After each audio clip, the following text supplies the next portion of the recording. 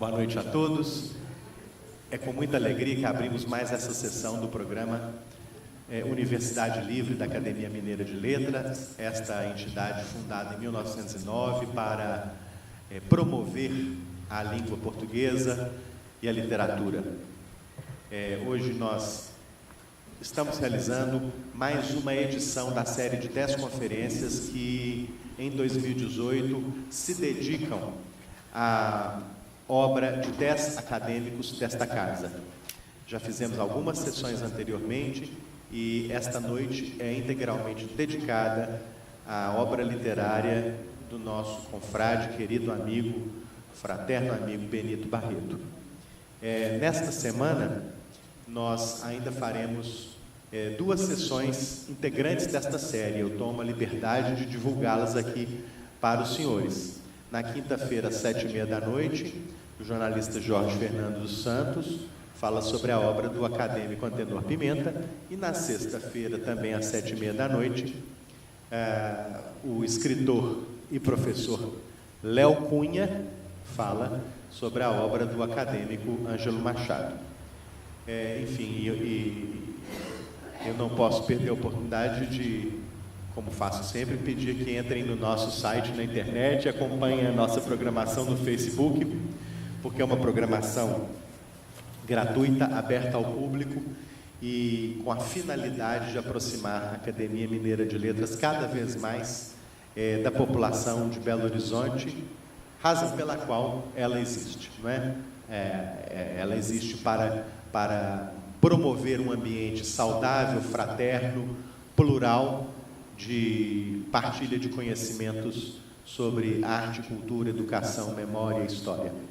Queria registrar com muita alegria a presença nesta mesa da nossa presidente, acadêmica Elizabeth Renaud, também da nossa conferencista, professora Maria Lúcia Barbosa, cuja dissertação de mestrado foi sobre a obra de Benito Barreto, né? Não posso também omitir o fato de que agora Maria Lúcia acabou de concluir o seu doutorado sobre a obra de outra acadêmica, Maria José de Queiroz, sobre a obra de outra integrante desta casa, Maria José de Queiroz. Antes de passar a palavra para a presidente, Elizabeth Renaud, eu gostaria apenas de registrar a presença entre nós do presidente emérito da Academia Mineira de Letras, acadêmico Olavo Romano, e dos acadêmicos Caio Bosque e Márcio Sampaio. Já mencionei a presidente Elizabeth Renaud. Para nós também é motivo de grande satisfação a presença nesta casa de Dona Irá e de Laura, que aqui estão acompanhando o nosso querido Benito Barreto, nesta aula do programa Universidade Livre. Eu passo agora a palavra para a presidente Elizabeth. Agradeço a presença de todos. Espero que sejamos atentos para as notícias e as palavras da professora Maria Lúcia Barbosa, que vai decifrar a obra maravilhosa de Benito Barreto. O escritor memorialista, narrador da história mineira e romancista consagrado, Benito Barreto, será com certeza brilhantemente analisado pela professora e doutora Maria Lúcia Barbosa nesta sessão de homenagem que lhe dedica à Universidade Livre. Benito Barreto não foge à sua origem de nascimento e à infância vivida nas Gerais. Ilustre componente da Academia Mineira de Letras, tem em sua rica bagagem literária inúmeros prêmios e medalhas. Em Saga do Caminho Novo, recria a Conjuração Mineira de 1789, mesclando história e ficção. A cidade de Tiradentes concedeu-lhe a Comenda Liberdade e Cidadania neste 2018. A conferência Guimarães Rosa, escritor e diplomata, proferida na Academia Brasileira de Letras no princípio de 2018, foi classificada como uma das mais consistentes apresentadas naquela entidade. A relação de suas obras atesta a qualidade de sua escrita e a perspicácia no traduzir caracteres humanos. Conhecidas e louvadas são também os Guaianãs, abrangendo Plataforma Vazia, Capela dos Homens, Mutirão para Matar e Caiá, descrevendo episódios de uma guerrilha acontecida nos sertões mineiro e baiano. A professora Maria Lúcia com certeza vai explicar isso melhor e entrar nos detalhes. A Academia Mineira de Letras sente-se honrada com a presença de Benito Barreto nos seus quadros.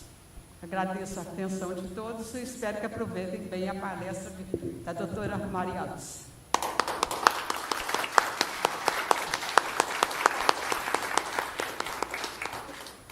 Com a palavra, Maria Lúcia. Boa noite a todos e a todas.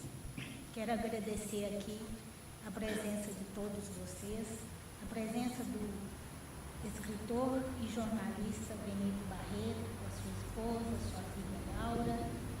Agradeço aos membros dessa casa, a presidente Dona Elizabeth Quenó, e a você, Rogério, pelo convite, dizer que estou muito satisfeita de estar aqui, tá? Para falar desse, que é um dos maiores escritores mineiros que nós temos, e acadêmico também, né? E é uma honra estar aqui e poder falar um pouco sobre ele. O meu texto intitula-se Benito Barreto e sua poética histórica e memorialista. Eu vou pedir licença para ler uma epígrafe aqui de uma escritora e historiadora, que é a Sandra Jataí Passavento, que ela diz o seguinte: as versões do passado são, pois, temporárias em sua validade, mesmo que sejam todas realizadas mediante laborioso trabalho do arquivo. O que muda não é o acontecimento em si, mas sua forma de interpretá-lo, fazendo da história um contínuo retecer de tramas e respostas.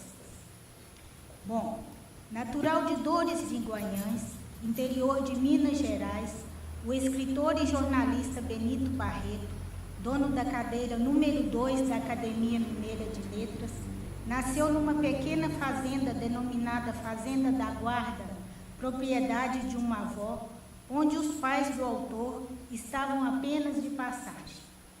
Segundo Benito, o intelectual da família era o pai, mas quem os fez estudar, a ele e a irmã mais velha, foi sua mãe que, apesar das dificuldades, convencida da importância dos estudos para o futuro dos filhos, os enviou para o Colégio das Freiras, as Claricianas, e o Ginásio dos Frades, em Conceição do Mato Dentro, onde o autor concluiu um curso ginasial. Posteriormente, aos 16 anos, Benito veio para Belo Horizonte, onde reside até hoje, atuando como jornalista e escritor. Foi aqui que começou a trabalhar como revisor na imprensa local. Ingressou no curso de graduação em letras da UFMG, mas considera que todo o seu saber e formação seriam mais de experiências feitas na militância revolucionária em sua juventude e noutras jornadas de luta e trabalho vida fora. Em entrevista concedida ao pesquisador Giovanni Ricciardi, no livro Entrevista com os Escritores Mineiros, publicação de 2008 pela UFOP, chama atenção como o núcleo familiar e o meio ambiente no início da década de 1930 marcaram sobremaneira a vida de Benito. Abro aspas. Guardo desse período, estou citando o escritor, guardo desse período, primeiros anos da década de 30, mais na forma, talvez, de medos e aflições vividos ou da impressão de suas imagens, mais isso do que propriamente lembranças. Qualquer coisa, como a memória de homens e armas movimentando-se por minha casa, ou de passagem com meu pai, entre eles vozes, medos, silêncios, gritos, partidas e chegadas noturnas, enquanto minha mãe, com a minha irmã, hoje freira, irmã Virgínia e a atual madre-geral da Ordem das Franciscanas Clarissas, sediada em Roma, rezavam: essa fase, que cobre toda a década, passa, pois, pelas revoluções de 30 a 32, pela tentativa comunista em 35, a revolta integralista ou fascista de 38 e vai terminar com a eclosão da Segunda Guerra Mundial. Mais à frente o escritor diz: não sei precisar o que mais me marcou nesse período, mas toda a minha obra literária, pelo menos tudo nela, que no meu entender se apresenta com alguma força e humanidade, reflete de algum modo o menino que eu fui e a infância que eu tive naqueles anos, sobretudo o que esse menino viu, sonhou e sofreu. Fecha aspas. Ainda muito jovem, na adolescência, Benito Barreto abandonou tudo para se entregar ao Partido Comunista. Como militante profissional, foi para o nordeste do país, onde vivia a hipótese da revolução, acreditando que o socialismo era o único caminho. Após a denúncia do stalinismo e uma viagem a Moscou, antiga União Soviética, percebeu a falência do socialismo e desencantou-se.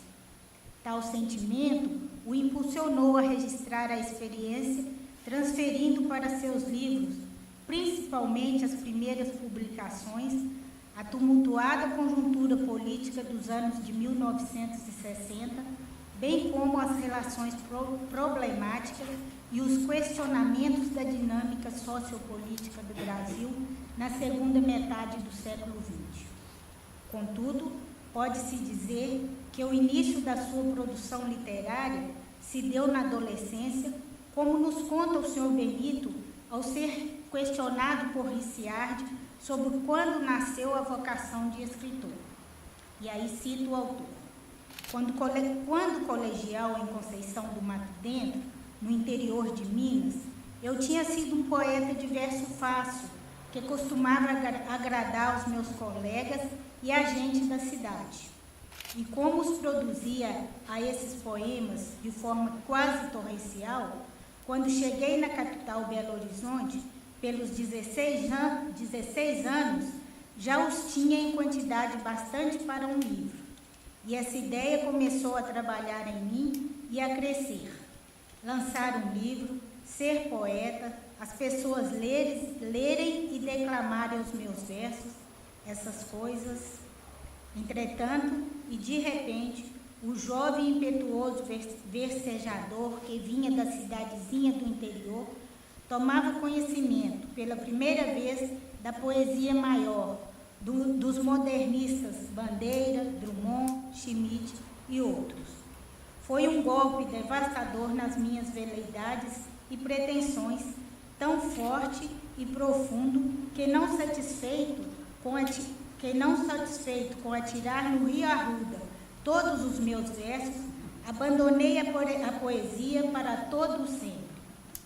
Um dia, porém, tendo chegado aos 30 anos, e já depois de ter vivido a paixão que fora para mim a minha militância revolucionária, na ressaca do golpe e a amargura que foram para mim a denúncia do stalinismo e certas revelações, tive vontade de pôr no papel alguma coisa que eu próprio tinha vivido, mas só para mim, como se não o fazendo, corresse o risco de as esquecer e perder. Fecha aspas. E foi assim que, em 1962, veio à luz sua primeira publicação, o romance Plataforma Vazia, impresso pela editora Itatiaia, livro inicial de uma tetralogia denominada Os Goianãs, que tem em Capela dos Homens, Mutirão para Matar e Cafaia, o segundo, terceiro e quarto volumes respectivos. Desses, Capela dos Homens e Cafaia foram traduzidos para o russo, ao tempo ainda da União Soviética, e lançados pela editora Progresso de Moscou em edição encadernada e ilustrada de 100.000 exemplares. Com plataforma vazia, Benito participou do concurso de literatura Cidade Belo Horizonte, conquistando o primeiro lugar. Angariou também o prêmio Valmap Rio em 1968 com o segundo romance. Os Guaianãs foram publicados nas décadas de 1960 e 70, um momento conturbado da história brasileira, e narram um enredo de resistência de uma suposta guerrilha no sertão de Minas. Àquela época, o Brasil vivia os anos de chumbo da ditadura civil-militar, e os romances revelam um país ao mesmo tempo ferido e heróico. Essa denominação Guaianãs está relacionada ao rio que corta uma pequena vila no interior de Minas, onde se passa a ação principal dos romances, além de ser o sobrenome de uma das famílias que protagoniza a história. Nesses livros, Benito Barreto busca ultrapassar a representação de uma realidade, no caso, as experiências de uma guerrilha dos anos pós-64, para expor um complexo processo histórico, construindo assim um grande painel sobre a sociedade brasileira do início do século XX até o golpe militar. Uma das características que chama atenção nessa tetralogia é sua concisão, ou seja, nela o escritor procura ser objetivo no seu projeto de escrita. O primeiro livro, Plataforma Vazia, é dividido em 3 partes que se intitulam Parada de Trem, Matilde e A Busca. Marcam a trajetória do protagonista Pedro, protagonista e herói da narrativa épica, em seu afastamento do lar e retorno ao mesmo, seus contatos sociais, os dilemas interiores, quer dizer, a busca de um sentido para a vida.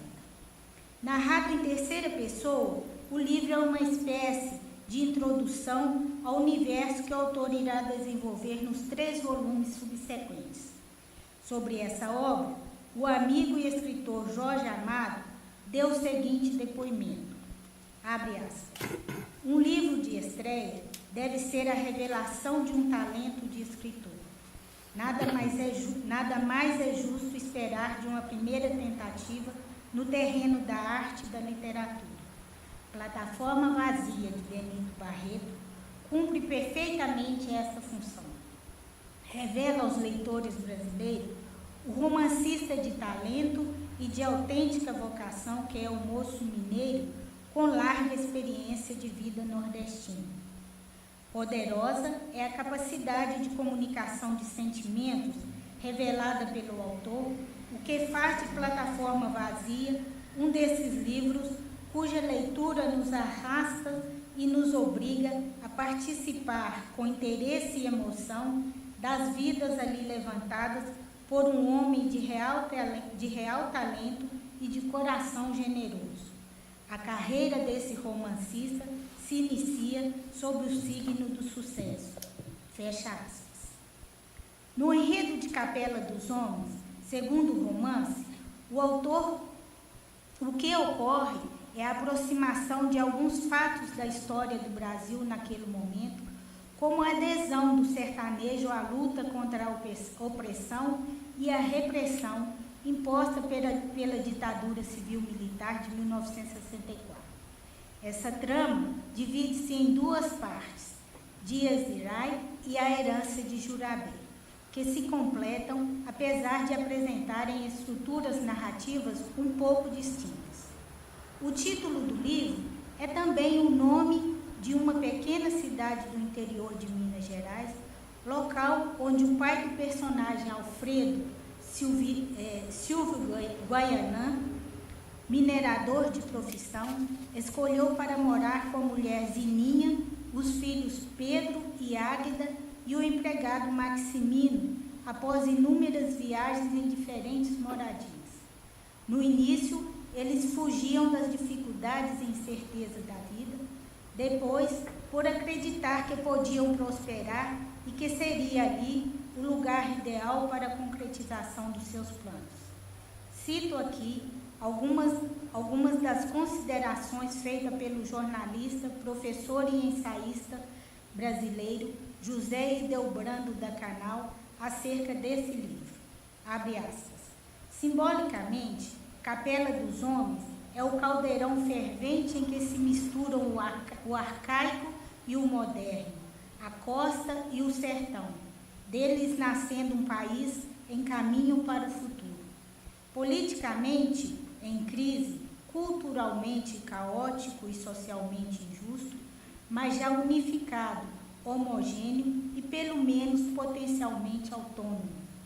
Nesse sentido, a obra monumental de Benito Barreto resume e encerra o ciclo da nova narrativa épica no Brasil e o faz eticamente e politicamente com mensagem de esperança num possível amanhã de justiça e dignidade para os pobres e humilhados.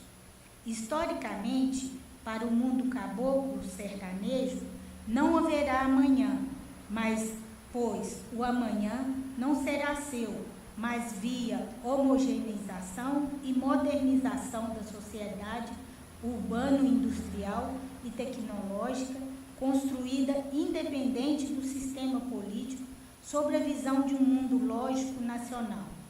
Antes disso, porém, pelo gênio sofrido de Benito Barreto, do poente de Capela dos Homens, o sol, inexoravelmente o último do mundo caboclo sertanejo, nos acena com o lenço louro dos bambuás, num derradeiro fulgor, heraclitanianamente, à beira do rio, à beira da vida, no horizonte da história. Fecha aspas. No terceiro livro, Mutirão para Matar, a história contada é a ação dos resistentes durante o período em que estiveram sitiados no casarão.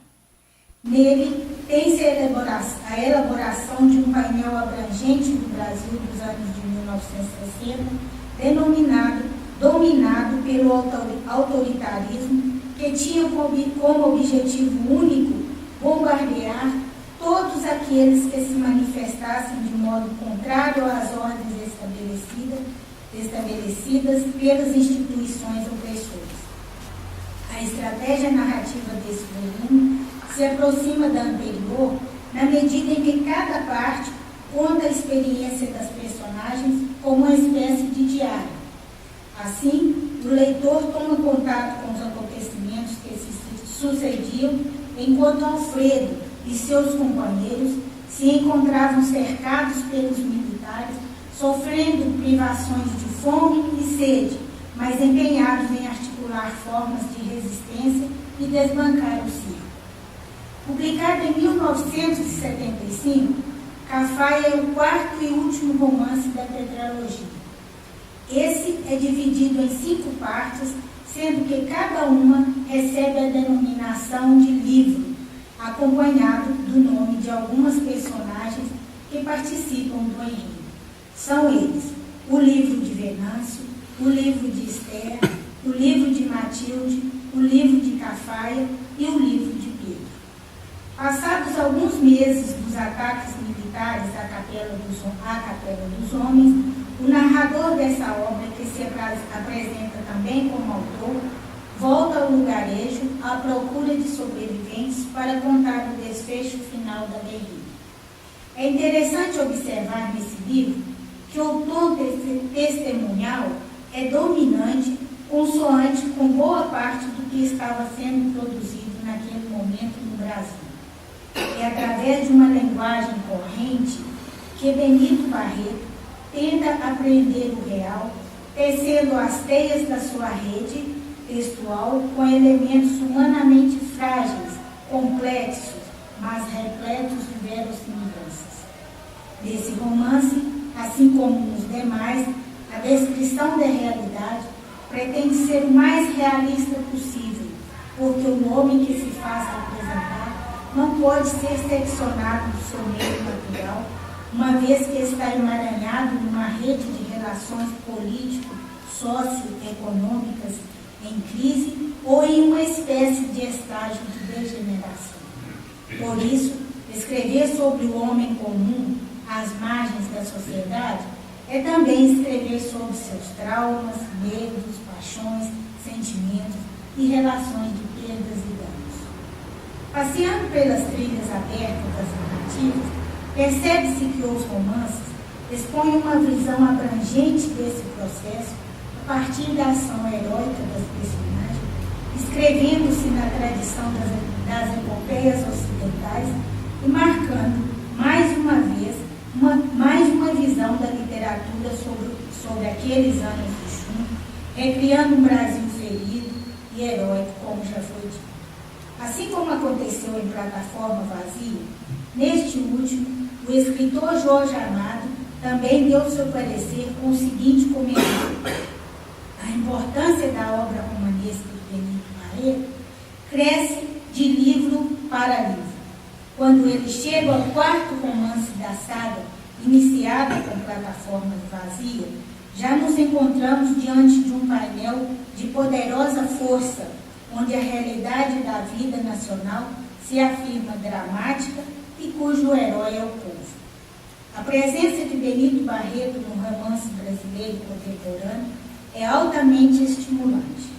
Longe de todo e qualquer maneirismo, ele domina seu ofício, é um jovem mestre da nossa ficção. Fecha aspas.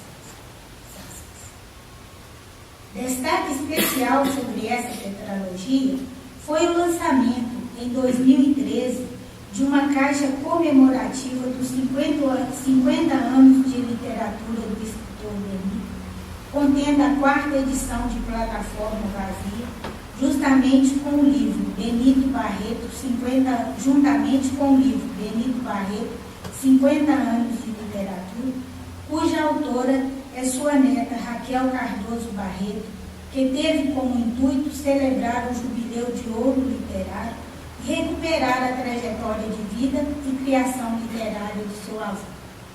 Decorridos 3 anos desse último volume, ou seja, em 1978, o último volume da saga dos Goianos, ou seja, em 1978, Benito Barreto publica pela editora Casa de Minas Limitada Vagagem, Viagens e Memórias Sem Importância.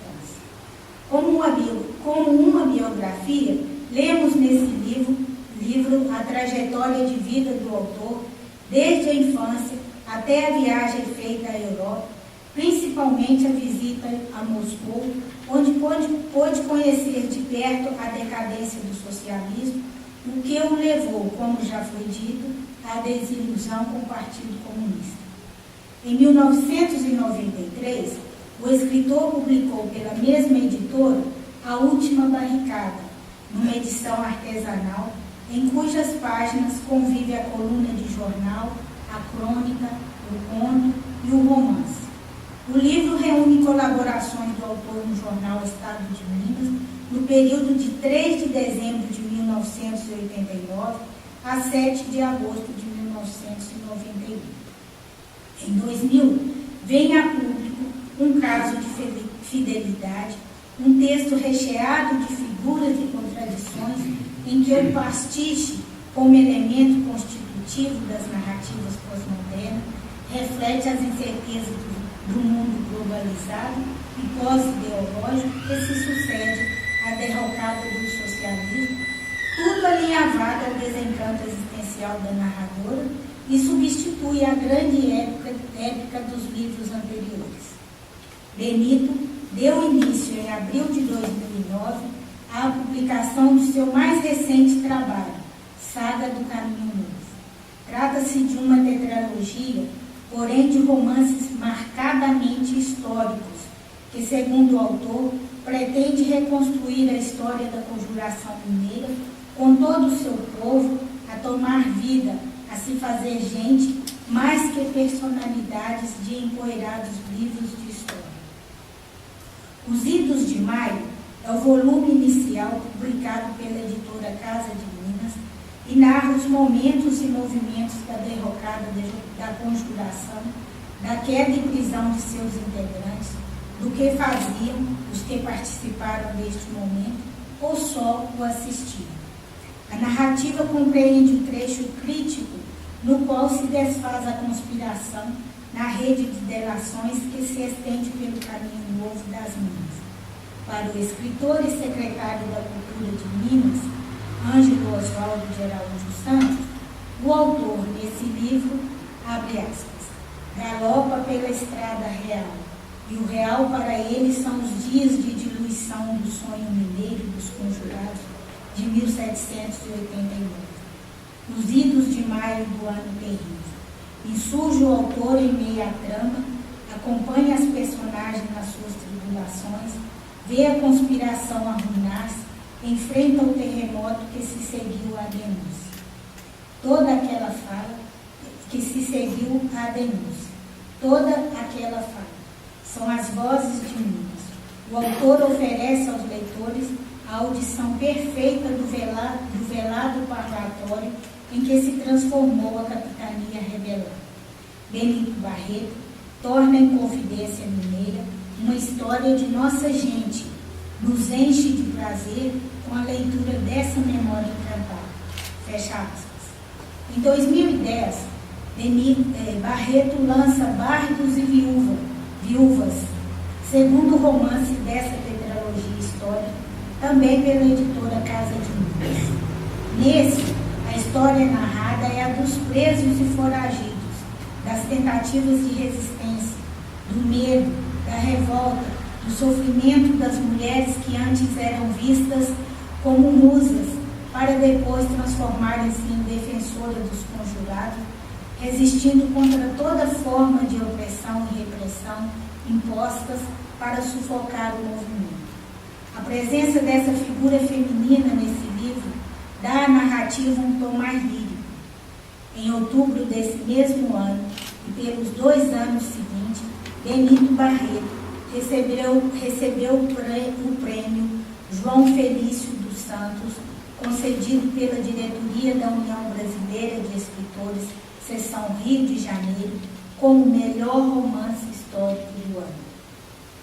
Assim como aconteceu em Os Idos de Maio, nesse segundo volume da saga, o romancista Luiz Tifone também deu seu parecer com o seguinte comentário, abre aspas, Benito Barreto não poupa palavras e sensibilidade para penetrar nos personagens, vasculhar recônditos, desnudá-los em suas virtudes e contradições, reerguê-los em sua humanidade plena e oferecê-los para nosso deleite.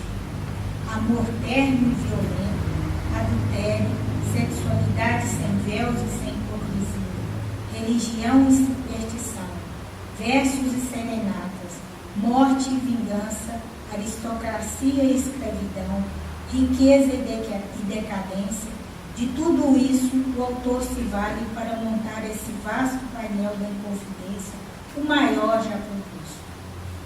O resultado, síntese de memória, sons, odores, gostos e projetos, com mais de 200 anos às costas, é puro encantador. Nossa imaginação de infância e de escola, enquanto ouvíamos o feito dos Inconfidentes, sem qualquer senso crítico, amadurece ao longo das páginas e sobrevém-nos o respeito por esses desvairados sonhadores. Ao final de Bardos e Viúvas, tem-se um panorama ficcional que nos transporta ao olho do furacão que assolava Minas Gerais em 1789. Fecha aspas. Toque de Vila Rica em Silêncio é o terceiro romance. Narra o primeiro dos muitos desfechos ocorridos numa cidade triste e oprimida, mas que sempre encontra coragem e voz para não se calar. Ao comentar sobre essa narrativa, o romancista, contista, ensaísta e professor Dionísio da Silva afirma que, abre aspas, talvez para Benito Barreto valha também o ditado árabe que diz que o vento apaga as velas, mas reacende as brasas. Ele fez soprar sobre a Inconfidência um vento novo, o vendaval engendrado por este, mais que gênio, oxigênio de nossas letras, faz reaparecer muitas coisas e personagens escondidos sobre as cinzas da Inconfidência, recriando-os com sua poderosa imaginação, todavia sempre apoiada na história, pois seu objeto é o romance histórico. Fecha aspas.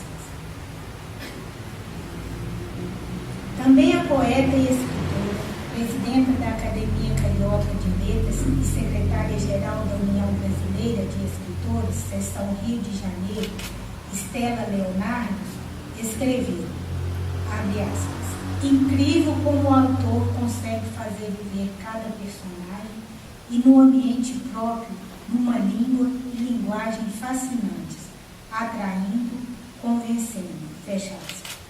No dia 21 de abril de 2011, realizou-se em Ouro Preto a solenidade de entrega da Medalha da Inconfidência para homenagear as 250 personalidades que contribuíram para o desenvolvimento econômico, cultural e social de Minas e do Brasil.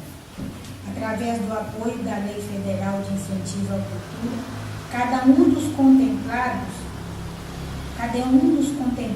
com a comenda, dentre eles a presidenta Dilma Rousseff, recebeu um exemplar deste livro como presente. Benito Barreto concluiu seu trabalho com Despojos, a Festa da Morte na Corte. Quarto e último romance, ele narra o desfecho da saga, com a última batalha, o sofrimento da espera e a dura cena final, com a lição de Portugal aos insurgentes da colônia, que não deixa de sonhar. Este subdivide-se em 3 partes, com as seguintes denominações. Livro 1, a Batalha do Breu. Livro 2, um pároco na corte. E livro 3, a Festa da Morte. Assim como no primeiro livro dessa saga, o escritor Ângelo Osvaldo, em sua apresentação desse romance, afirma que após a leitura das narrativas, diz o escritor, quem andar pela estrada real ou atravessar uma vila do ouro, de agora em diante, não deixará de ouvir a voz de Barreto, como se fosse a do próprio Tiradentes a cantar a paixão da liberdade. Fim da citação. De fato, numa primeira leitura dos romances, é possível perceber que o autor procurou recriar com muito zelo e eficiência a linguagem dos idos de 1789, no que se refere à montagem dos diálogos entre sua legião de personagens, bem como nas descrições dos espaços e dos fatos ocorridos.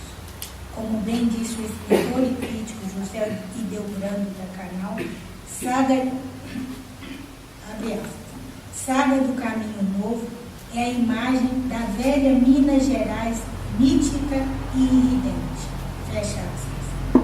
Assim, para aqueles que se interessam pela história e pela memória de um povo, de uma sociedade, para alguém que, como Benito Barreto, está interessado em questionar os lugares sociais, políticos e intelectuais da cultura brasileira, a escolha da obra ficcional deste escritor é iluminadora e instigante.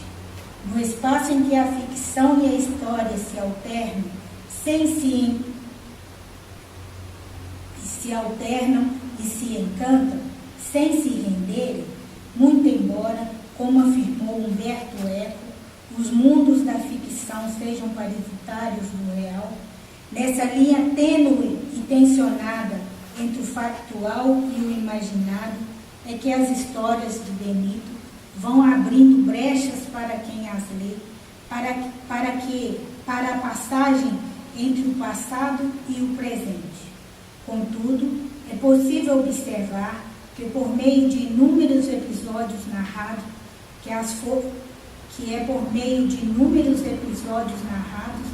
as forças do histórico se associaram, mas sem se esquecer de que esse leitor estará sempre diante de um romance e não de um livro de história. Vale ressaltar que Benito, na tessitura de seus enredos, realiza uma incursão em determinados períodos da história brasileira do século XVIII e XX, e é por meio do entrelaçamento entre contexto histórico e texto ficcional que essas obras evidenciam-se como espaços que confirmam a reconstrução e ou reinvenção de duas grandes narrativas, a história e a nação. No que concerne à sua produção ficcional, os enfoques históricos sociais permeados no interior das obras tornam-se mais robustos em virtude de uma perspectiva com a qual o autor elabora seus enredos, delineado por uma ótica conjuntural dos fatos narrados. A caracterização que ele faz da história como praxis se afasta do pensamento idealista que considera como histórico apenas os grandes feitos e as ações próprias do mundo nobre, que valoriza os acontecimentos não em função de sua causa e da maneira como são produzidos, mas em razão da impressão que deixam na consciência das massas e se fixa nos detalhes, enfatizando a descrição de um cotidiano desconectado de dimensões históricas, considerando a história, portanto, como imutável. As questões históricas e memorialistas presentes nos textos de Benito potencializam sua significação com a inserção no panorama global e, além disso, ganham status de verdade por iluminar as relações de interesse que, por sua vez, esclarecem as reais motivações das situações vividas no dia a dia, as quais não são naturais, mas resultado do processo histórico de que participam. Essas obras afirmam-se não só por relatar tais questões, mas também e, sobretudo, por expressar esteticamente o ponto de vista dos excluídos, por meio de seus focos narrativos, categoria social que tem interesse em desvendar os meandros ocultos pela história oficial, estabelecendo conexões entre ela e o cotidiano, os fatos isolados e a totalidade, expondo, portanto, uma profunda consciência crítica em relação a essa história institucionalizada. A arguta e sensível percepção crítica que perpassa os livros permite ao leitor uma reflexão acerca de questões sociais, de gênero e de poder, visto que seus personagens incorporam seres anônimos que viveram e sobreviveram à margem que a história monumentalista estabeleceu. Dessa forma, arrisco-me a dizer que a poética de Benito Barreto apresenta-se como questionadora de antigas verdades à medida que empreende novas leituras acerca da história e dos paradigmas culturais, num trabalho de desvelar as contradições nas quais se fundamentam os discursos históricos oficiais de determinadas épocas. Visto sob essa ótica, pode-se concebê-la como uma literatura denunciadora que procura desestabilizar, por intermédio de uma linguagem ordenada, no caso formal, a construção literária contemporânea. Nesse sentido, é que se destaca o tom humanístico das obras, ainda que suas manifestações ocorram por força de certas tragicidades, às vezes necessárias, como forma de denúncia aos ataques contra a unidade do indivíduo e de seu universo. Essa preocupação humanística se revela fartamente ao longo dos fatos que são narrados. O que se pode inferir a partir da leitura e apreciação dos livros em questão é que a consciência que Benito possui a respeito da função social que o escritor deve desempenhar o coloca em posição de destaque entre seus pares, o que corrobora com o seguinte postulado de Antônio Cândido. Cito Antônio Cândido. O escritor, numa determinada sociedade, é não apenas o indivíduo capaz de exprimir a sua originalidade, que o delimita e o especifica entre todos, mas alguém desempenhando uma posição relativa ao seu grupo profissional e correspondendo a certas expectativas dos leitores ou auditores. A matéria e a forma de sua obra dependerão em parte da tensão entre as veleidades profundas e a consciência com o meio. Fecha aspas.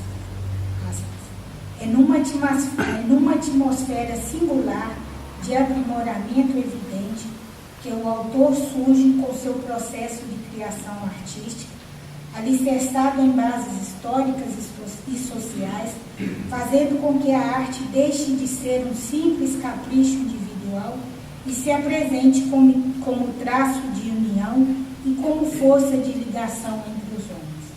O efeito dessa opção torna decisivo e mais do que notório, concorrendo para que a sua produção volte-se para a denúncia, para a crítica e para a reação contra o estabelecido como correto. Concluindo, o que se percebe da produção literária do escritor Benito Barreto é que ele, na elaboração dos seus textos, perscruta o que vai no interior do homem, refletindo sobre a inquietude e a fragilidade humana numa sociedade que sempre privilegia posses e poderes. Em suas obras, é possível notar que a vida passa a constituir um tecido de relações expressivas, de relações de verdade, um jogo na tessitura textual, revelador de inúmeros cotidianos. O autor explora de forma singular em seus livros a dilaceração das identidades, não apenas de seus personagens, mas da sociedade brasileira em geral, nos períodos retratados. Como sabemos, história e ficção partem de um mesmo tronco e são também formas de linguagem. Desse modo, o que vai caracterizar o literário é a maneira como as tramas são dispostas na obra. Em todas as publicações de Benito Barreto, o que se nota é que o escritor trabalha recuperando fatos da história oficial que resultará numa obra de rara unidade. Contudo, a narrativa literária barretiana reencena a narrativa história, pois ficção e realidade nela se coadunam, manifestando-se ao mesmo tempo o imaginário e o factual, configurando e reconfigurando outras realidades. Seus textos retomam a história para interpretá-la e para recuperá-la como acervo cultural. É isso. Muito obrigada. Muito bem, professor. Muito trabalho.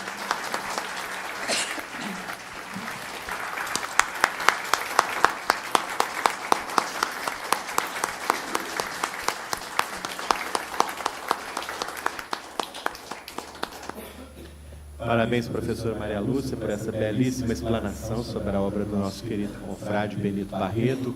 Os aplausos demorados falam muito mais do que eu poderia falar sobre a recepção do público à sua manifestação aqui.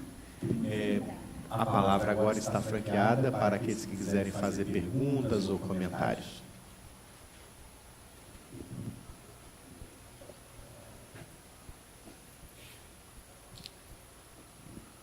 Eu posso perguntar, então? Opa, claro. Eu fiquei encantada com a sua fala, professora. Deixa eu ficar aqui para ficar mais de frente. Eu não terminei ainda de ler a saga dos Guaianãs, mas li a saga do Caminho Novo, assim, quase perdendo fôlego, de tão encantada que eu estava com a narrativa. E aí, duas coisas que a senhora comentou chamaram muito minha atenção. Uma é a linguagem que ele utiliza. Cada personagem tem um dialeto. Cada personagem fala, você enxerga na escrita o homem pobre, o homem rico, o nobre, o revolucionário, enfim, cada um tem o seu dialeto. E uma outra coisa é essa narrativa que parece um filme. Você enxerga as cenas, as descrições são impressionantes. Então, juntando esses dois elementos, essa fala quase perfeita, né, de reconstituição dos personagens e a narrativa, a gente vê um filme. Agora, eu queria que a senhora comentasse uma coisa que também me passou pela cabeça, que foi o seguinte: na história, na narrativa, principalmente na Batalha do Breu, a gente vê que a Inconfidência Mineira foi uma revolução feita por nobres, por pessoas da elite, e que perdeu-se por um átimo, perdeu-se a conexão entre a elite e o povo que foi lutar na Batalha do Breu. Então, eu gostaria que a senhora comentasse essa situação histórica que, pelo menos, vem à tona, pelo menos para mim, foi assim, muito interessante, como que se perdeu o timing, e aí a Inconfidência se esborou. Bom, eu vou falar assim, pela narrativa, né? Pela narrativa, porque eu acho que, nesse sentido, assim, fora da narrativa, quem poderia explicar melhor, talvez, fosse um historiador, né? No caso, nós temos aqui. Nós temos um aqui. Nós temos um aqui, e eu, assim, não me atreveria e tal. Pelo que eu entendi, né, e o que fica claro e tal, eu acho que a história também responde sobre esse ponto de vista, são questões mesmo de interesses políticos.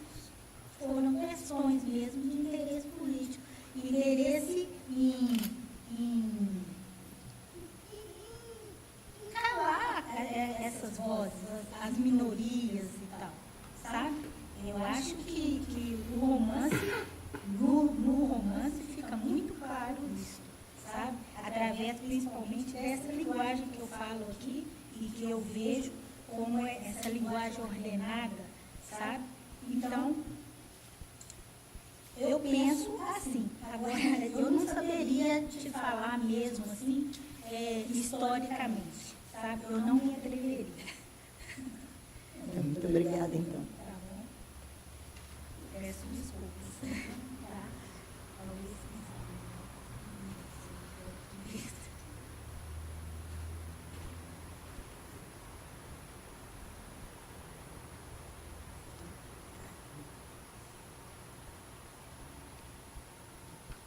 Alguém mais quer falar?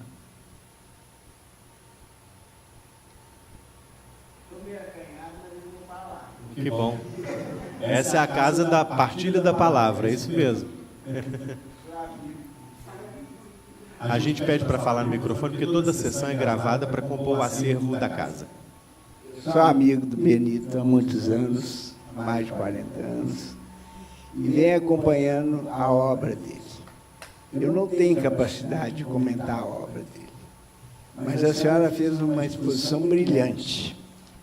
E, à medida que a senhora foi falando, dos livros do Benito citados, eu só não tinha lido, só não li um. É um deles aqui. Não, foi. É A Última Barricada. E, à medida que a senhora foi falando, as coisas foram clareando perfeitamente na minha cabeça. Porque a leitura do Benito é uma leitura privilegiada, não é para qualquer um. Agora, eu gostei demais, eu não vou falar muito, porque eu estou me sentindo incomodado de eu estar falando aqui. É o seguinte, a citação que a senhora fez, mais ou menos assim: arte, força de ligação entre os homens. Eu acho que isso expressa bem a obra do Benito. Entre os jagunços, a Revolução, o Brasil atual e todo o humanismo e a carga que ele carrega em suas obras. Eu me paro por aqui para não ficar falando muita abobrinha, mas a senhora está de parabéns, e o Benito, mais do que isso, pela obra que realizou.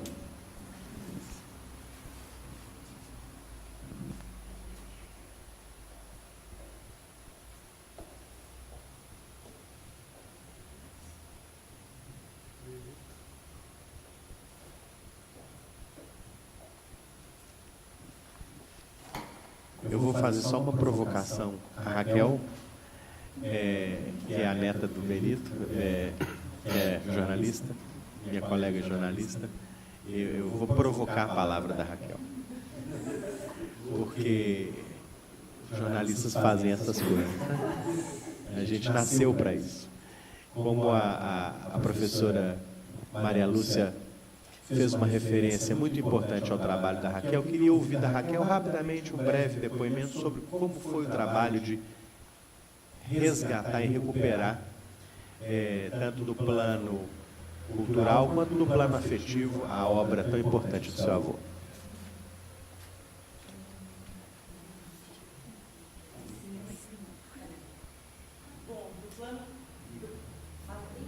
Tá ligado? Tá ligado, Flávio?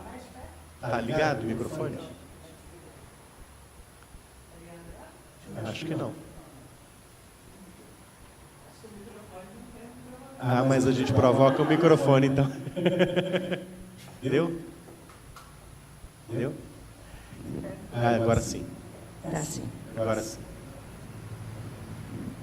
Bom, do ponto de vista afetivo, foi uma experiência maravilhosa, assim, uma oportunidade de ouvir várias vezes o Benito, e todo mundo aqui que já teve o prazer de conversar com ele sabe que, além de tudo, é um exímio contador de casos.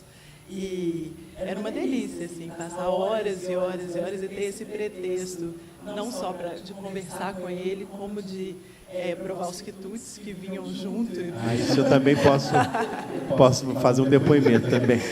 Então, eu consigo imaginar poucas combinações de coisas na vida melhores do que essas, assim. E é muito interessante ver como que a obra e o homem se relacionam, né? Então, a Maria Lúcia aponta isso, de como que é uma obra de fundo muito humanista e de dar voz a quem não tem, e que mostra as batalhas que ele, politicamente, seja na sua militância ou seja nas suas opiniões, abraçou ao longo da vida, assim. E ele tem uma frase que ele falava assim: na hora que eu não pude mais pegar em armas, os personagens começaram a fazer isso por mim, né? Então foi uma experiência maravilhosa, um orgulho ter sido parte disso. Obrigado a você, né?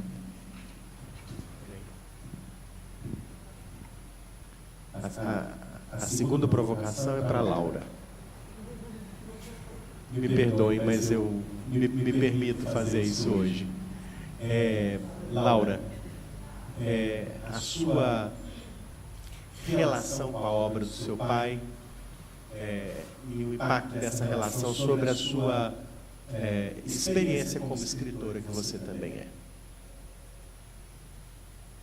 Bem, a minha relação com a obra do meu pai é de profunda admiração, né? Eu sou uma leitora ávida das obras dele, e no caso dos Guaianãs, eu até revisitei a obra, né? Eu tenho releituras. Claro que foi importantíssimo para a minha opção pela literatura a convivência, né, com os momentos de criação de meu próprio pai. E também a presença de minha mãe, que, embora não escrevendo ela própria seus livros, é uma pessoa do campo das artes, da literatura.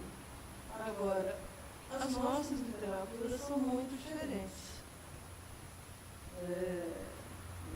Mas, assim,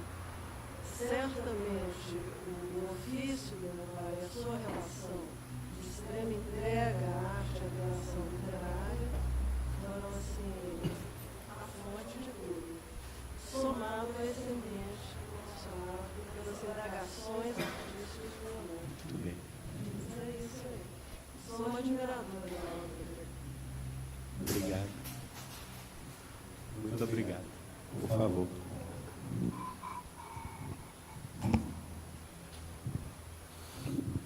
Boa noite a todos. Eu normalmente fico caladinho, porque, afinal de contas, a família falar eu acho sempre complicado.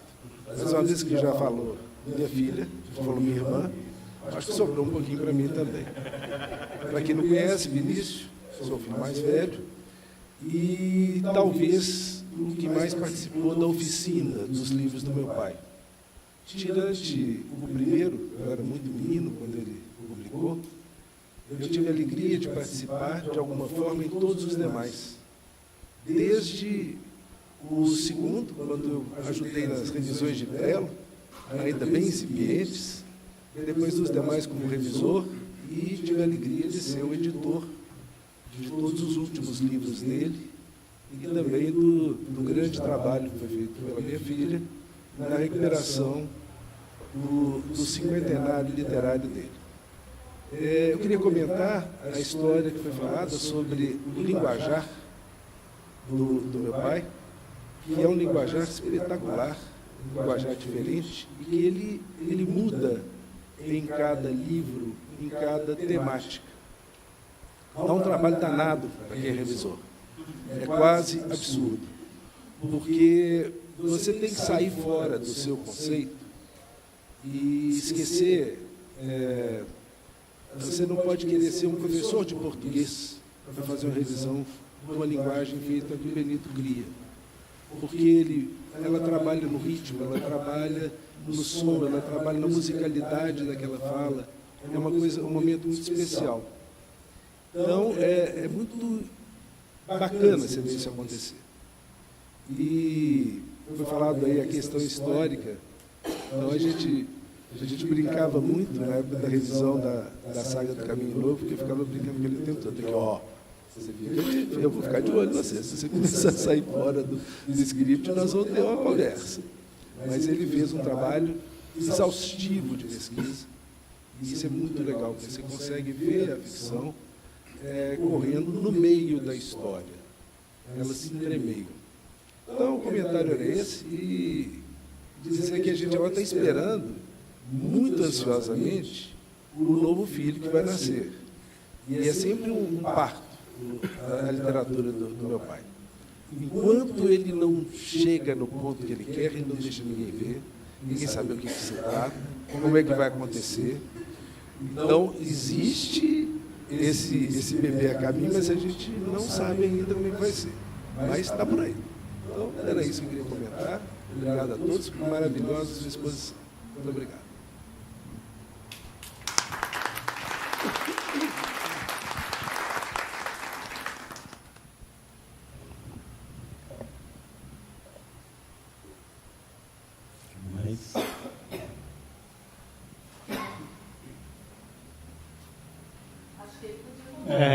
Eu estou aqui olhando para ele,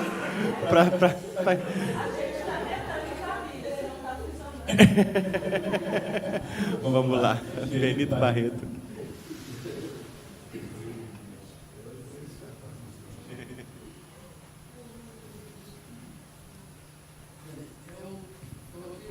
Você desligou?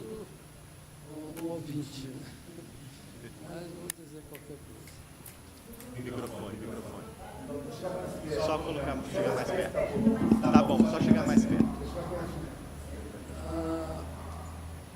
A minha criação literária geralmente parte do meu plano.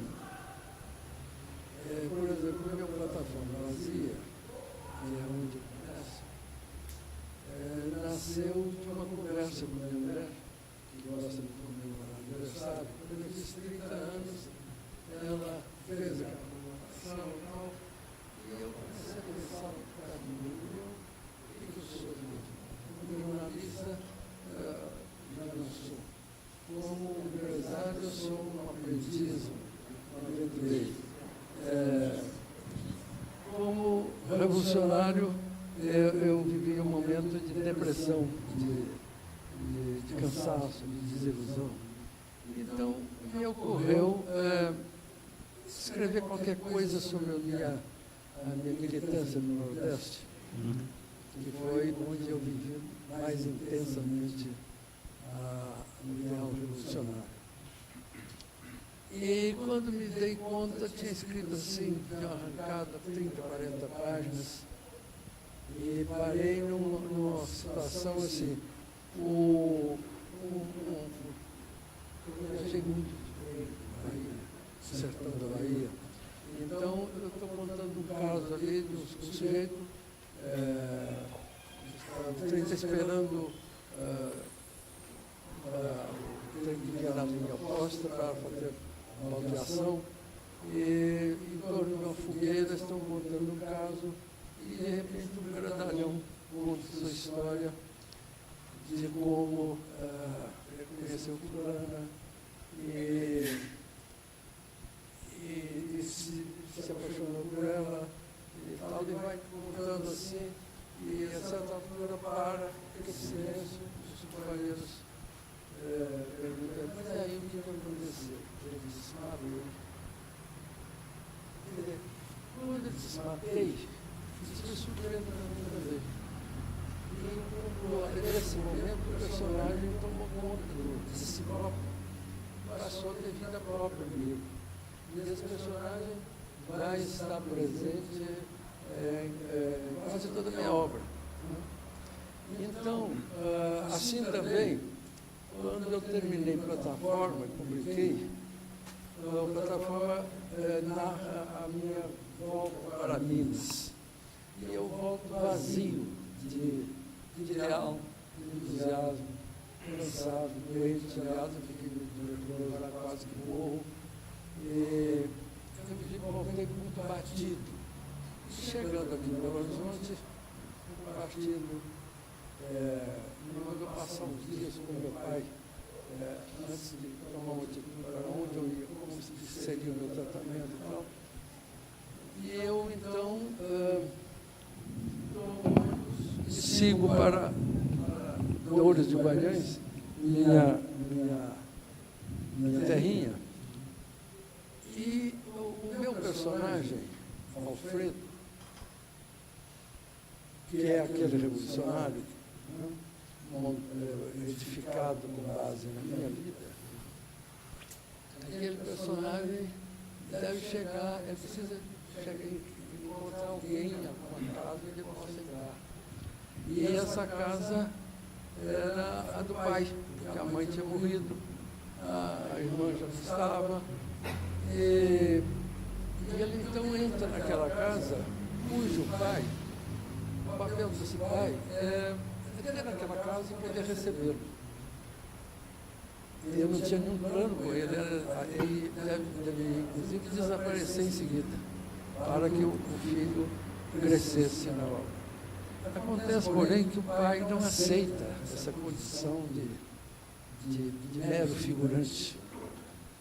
E o filho começa também a descobri-lo. O filho quer sair de casa muito novo, 13 anos, coisa assim. O filho também começa a conhecer esse homem. E esse homem é uma espécie assim de Macabeu local.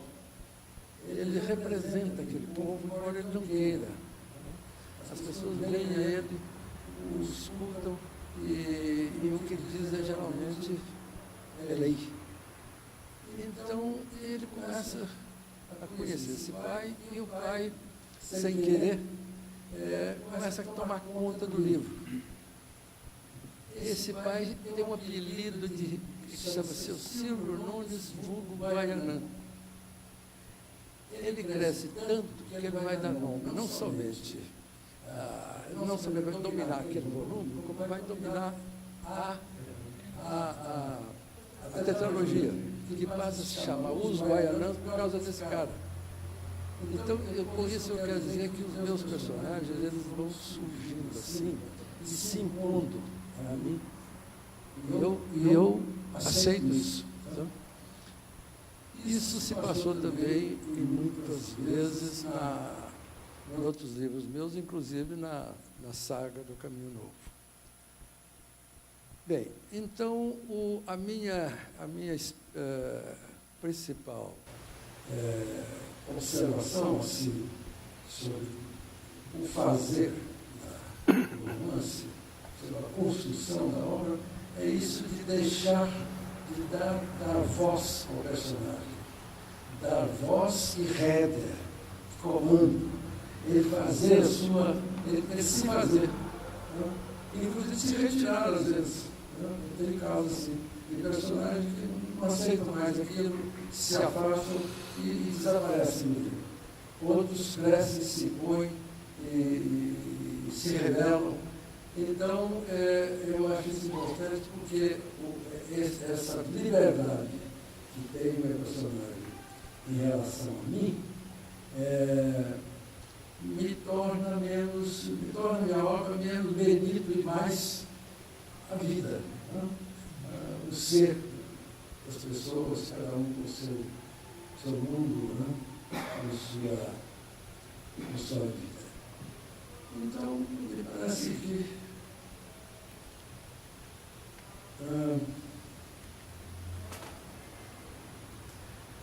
ocorreu também com a minha obra seguinte. Eu terminava os Guaranãs, eu passei os anos assim, desorientado, para mim não havia mais o que falar, o que fazer, eu tinha dito tudo, porque, como vocês, quem já leu, vocês sabem que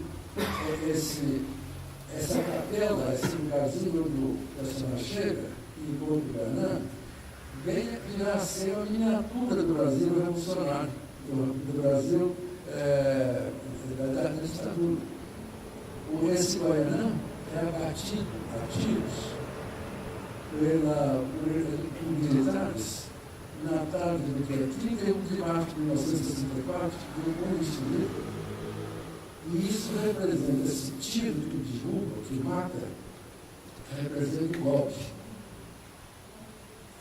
Os elementos amigos dele, e sobretudo o filho, pegam o cadáver, sempre reagindo a um tiroteio, entram para dentro de casa, ficam cercados, como o Brasil está cercado, o Brasil está ocupado.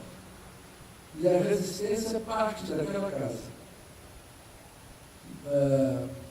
O que vai acontecer é que, cercados, eles se comprometem de que uma saída tem que lutar e vão conseguir, num enterro de companheiros, vão conseguir passar para fora elementos vivos das paixões. No Amílcar de Castro registra isso na tela que eu tenho em casa. O Cafaia, que virá a ser o grande guerreiro, o Cafaia está indo vivo num caixão daquele como se fosse um cadáver. E ele, depois que todo mundo se recolhe e vai embora, ele se movimenta, abre o caixão e sai, e o correio, de repente, o correio está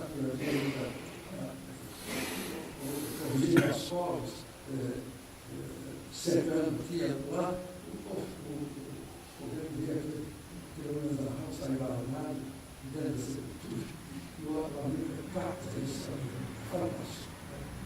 Então, aí começa esse Cafaia, é posto para fora da casa, onde fica o jovem Guaranã, fica lá aglutinado com os colegas, e o Cafaia vem fazer a guerrilha lá fora. Vem aliciar camponeses, operários, enfim, vem fazer montar a guerrilha. E logo em seguida vem o mutirão para matar, que é a guerrilha. O mutirão é sinônimo de guerrilha. E, finalmente, o final são os personagens, já não teria lido aí, os personagens mais marcantes da história vão contar cada um de como viram aquilo, como viveram aquilo. O primeiro é um sacristão. Esse sacristão é uma criatura que, de repente, ele descobre que a mulher dele é a mulher não dele, é do padre. E, ao contrário do que qualquer outro faria, ele convive com isso, né? Conversa com isso, participa disso, mas ele não é um passivo. Ele é um homenzinho que, como se vê no livro, ele tem uma visão muito pessoal de tudo aquilo, né?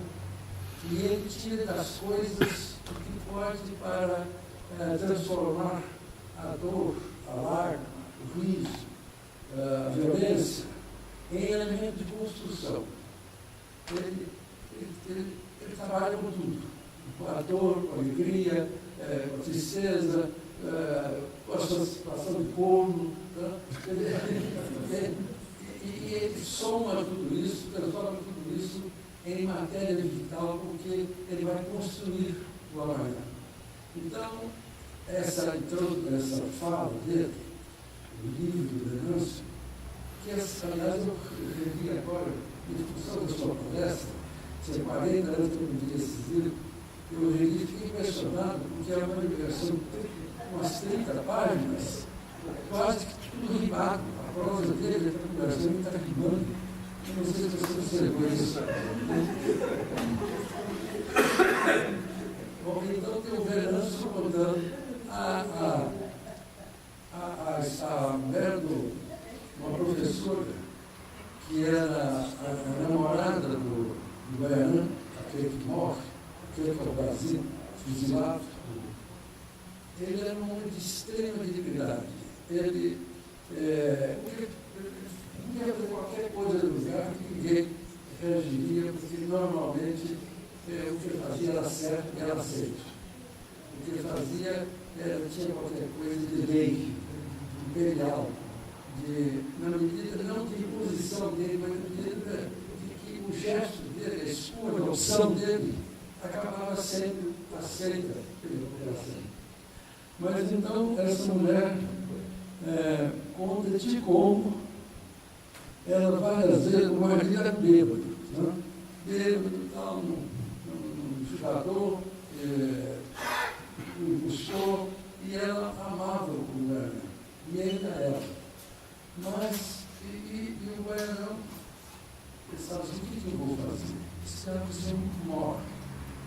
Várias vezes ele provoca situações em que, de certa forma, ele chama o marido a uma reação para resolver aquilo, e ele se resolver, ele estará legitimado para tomar as mãos dela.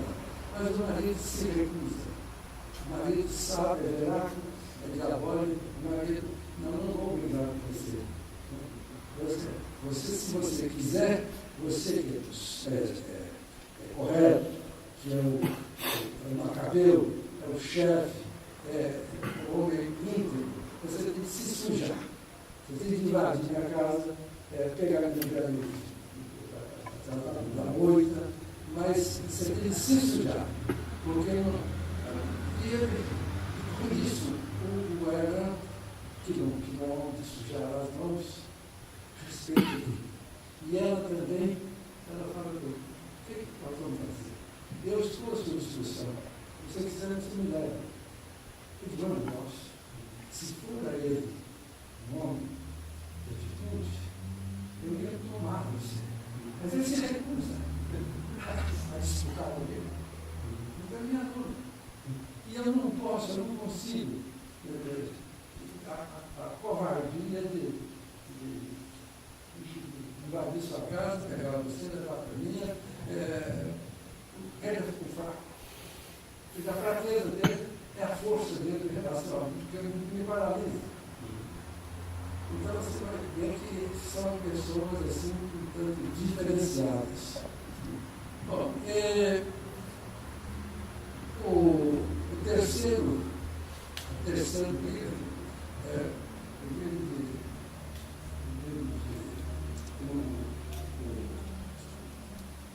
de Venâncio, a Esther conta essa história, a Matilde é a namorada do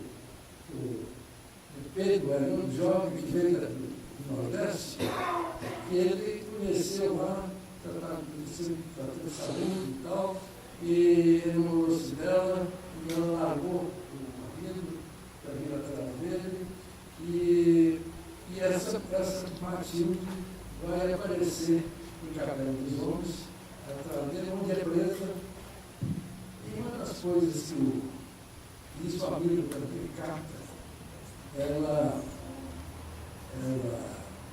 presa, é transformada, como um jovem, bonito, ela é transformada assim numa isca para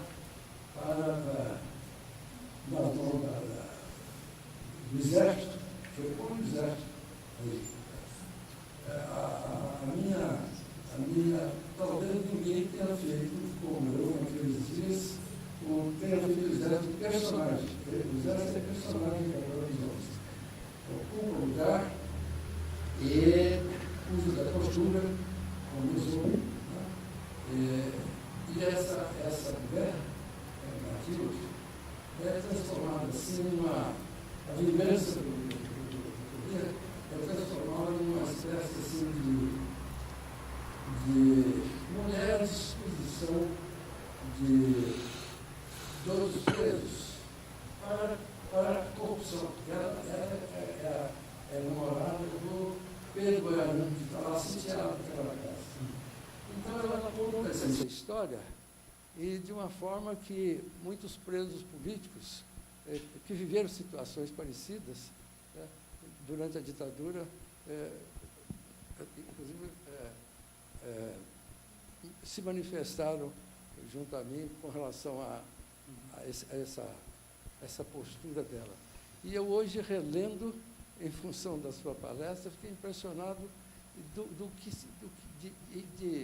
da maneira como ela é exposta e usada, tanto quanto o foram muitas militantes nossas, realmente, e reportadas, sabidas, inclusive personagens como Dilma Rousseff, né? As nossas mulheres, geralmente, naqueles dias, foram violentadas, né?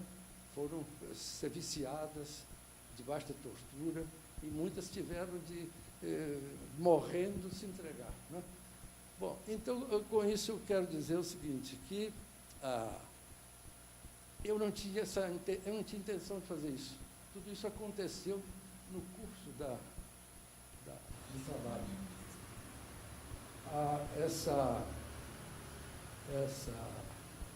Esses livros foram traduzidos para o russo, não os 4 volumes, pegaram o segundo, que é a Capela dos Homens, e o quarto e último, que é Cafai e o Diabo do Povo.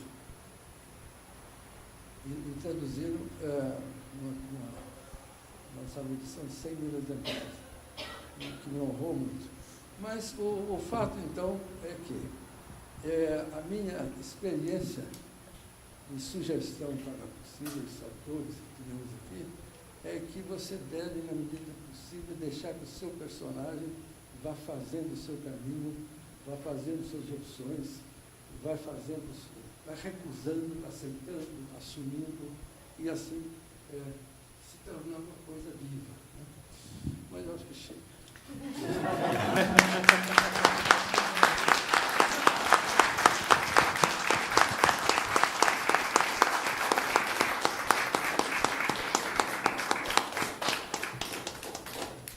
Privilégio agora termos esse depoimento tão rico, tão importante no nosso acervo. Muito bom. Eu queria pedir, então, que a presidente Elizabeth Renault encerrasse essa sessão. Mais uma vez, eu agradeço a Maria Lúcia e aos amigos presentes por essa sessão memorável. Presidente. Eu agradeço a presença de todos, a presença principalmente do Benito Barreto, que ouviram com atenção a exposição da professora e doutora Maria Lúcia, que foi brilhante. E a pergunta que eu ia fazer, você já respondeu. Se o personagem tem a força de conduzir o autor? Tem, você falou que tem. Isso que eu ia perguntar. Ele é uma pessoa viva. na sua ideia e na sua escrita. Não é verdade? É. Eu agradeço a presença de todos e convido para as próximas nossas sessões. Pois não. Eu estava ainda com o Caderno dos Homens de rascunho, quando eu mostrei para ela, ela leu, e quando chegou na morte do Elan, ela caiu em branco. Foi o primeiro depoimento que eu tive, ela adorava. Chorou, não aceitava aquilo.